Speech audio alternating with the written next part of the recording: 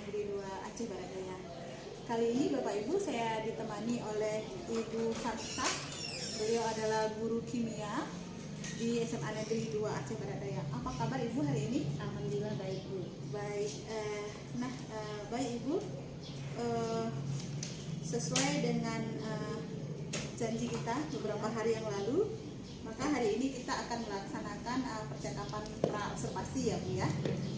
Jadi pra-observasi ini kita lakukan sebelum nantinya saya akan melakukan supervisi kunjungan kelas ke kelas Ibu ya Bu ya. Ya baik. Nah, adapun tujuan dari percakapan pra-observasi ini adalah untuk melihat sejauh mana atau untuk mengetahui bagaimana persiapan yang sudah Ibu lakukan sebagai persiapan awal sebelum Ibu melaksanakan pembelajaran nantinya, sehingga Ibu lebih siap dan lebih percaya diri dan pada akhirnya dapat memberikan pembelajaran terbaik untuk peserta didik ya Bu ya. Nah Ibu, terkait percakapan ini ada beberapa hal yang ingin saya tanyakan, tentunya terkait dengan pembelajaran yang Ibu akan laksanakan nantinya.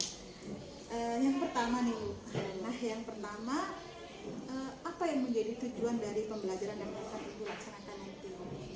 Baik Bu, berdasarkan rancangan pembelajaran yang sudah saya susun, yang menjadi tujuan pembelajarannya adalah melalui mode pembelajaran problem based learning atau PBL, peserta didik diharapkan mampu menjelaskan hubungan antara tetapan hidrolisis atau KH, tetapan ionisasi air atau KW, dan konsentrasi OH- atau H+, larutan garam yang terhidrolisis, serta menghitung pH larutan garam yang terhidrolisis dengan penuh rasa ingin tahu, tanggung jawab, disiplin selama proses pembelajaran, serta memiliki sifat yang responsif atau berpikir kritis dan proaktif, serta mampu berkomunikasi dan bekerja sama dengan baik.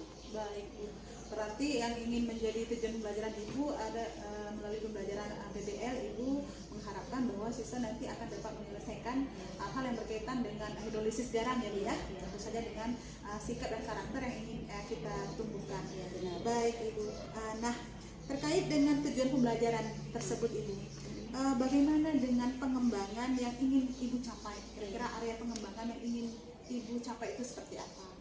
Jadi area pengembangan yang ingin saya capai pada peserta didik itu ada 3 aspek.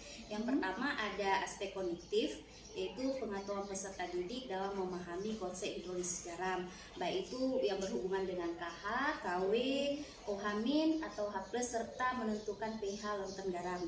Kemudian ada aspek psikomotorik Bu, itu mengenai keterampilan peserta didik untuk menyajikan hasil diskusi di depan kelas atau untuk mempresentasikan. Yang ketiga ada aspek afektif atau sikap ya. Jadi dalam proses pembelajaran ini tentu kita ada sikap yang harus kita inginkan kepada peserta didik tadi, seperti pada tujuan pembelajaran yang sudah saya sampaikan. Ibu luar biasa, berarti apa yang Ibu sampaikan saya tangkap bahwa beberapa aspek yang ingin Ibu kembangkan, area pengembangannya itu ada 3 ya Bu ya. Iya, Kognitif terkait dengan materi atau konsep dari hidrolisis, kemudian psikomotoriknya terkait bagaimana keterampilan siswa mempresentasikan hasil, kemudian di aspek sikap ya, berarti menumbuhkan beberapa karakter sesuai dengan tujuan pembelajaran. Ibu ya, luar biasa Ibu.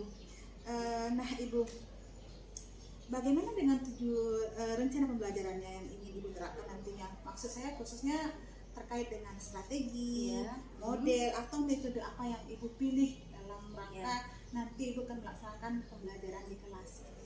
Berdasarkan rancangan pembelajaran tersebut Bu, jadi strategi pembelajaran yang saya gunakan ini adalah pembelajaran yang berdiferensiasi berdasarkan kesiapan belajar peserta didik, yang diintegrasikan dengan pembelajaran sosial dan emosional. Kemudian untuk model pembelajarannya di sini saya menggunakan model pembelajaran problem based learning atau PBL.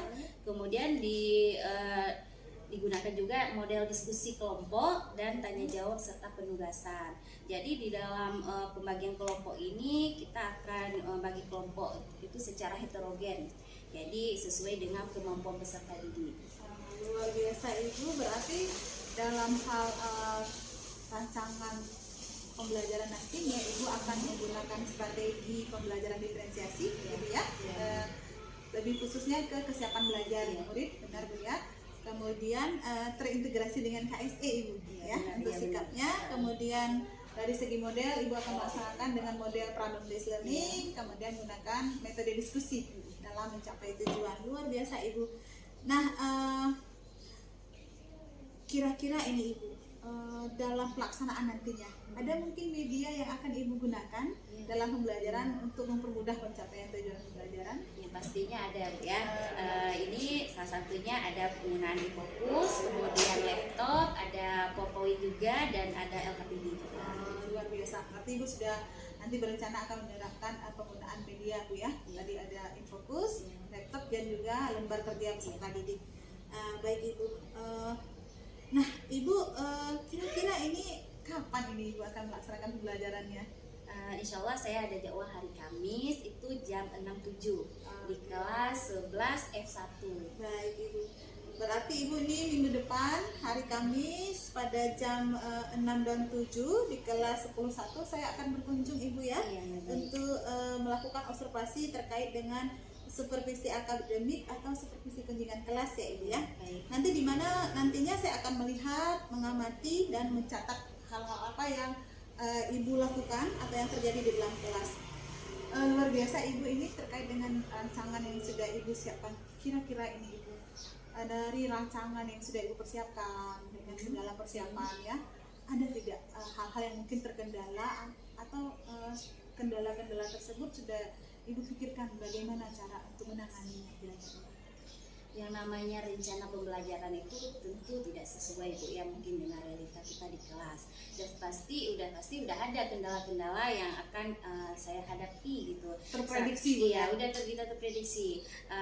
Ini salah satunya mungkin ada anak yang tidak mengikuti arahan kita waktu belajar. Tetapi kita sebagai guru harus bisa mengantisipasi gitu Bu ya.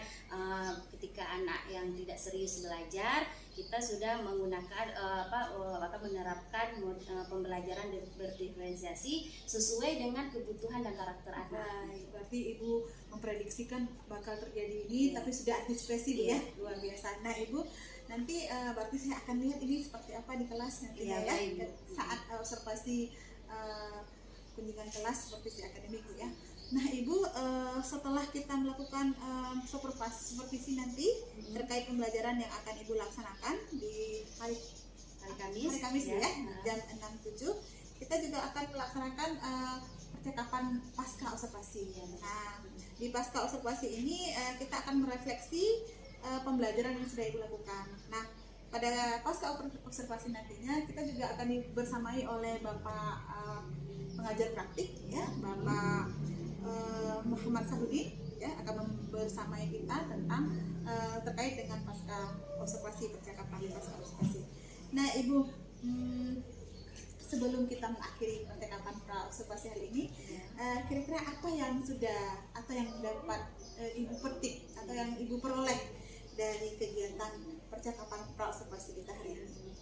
Jadi Bu, hal yang baik sebelum kita melaksanakan proses pembelajaran itu, kita sebagai guru ini harus mempersiapkan ya Bu, salah satunya rancangan pembelajaran. Dan kita menggunakan strategi serta model-model pembelajaran yang variatif dan inovatif supaya siswa itu bisa termotivasi untuk belajar gitu. Baik Ibu, berarti dari kegiatan percakapan singkat kita hari ini sebagai pra observasi kunjungan kelas, Ibu sudah dapat mengambil sesuatu hal yang baik Bu ya, bagaimana seyogyanya kita mempersiapkan pembelajaran. Terima kasih banyak Ibu atas waktunya. Nah, demikianlah Bapak dan Ibu percakapan singkat saya bersama dengan Ibu Kamisah SPDI dalam kegiatan percakapan pra observasi. Kita akan berjumpa kembali dalam kegiatan observasi dan kegiatan pasca observasi. Terima kasih. Wassalamualaikum warahmatullahi wabarakatuh.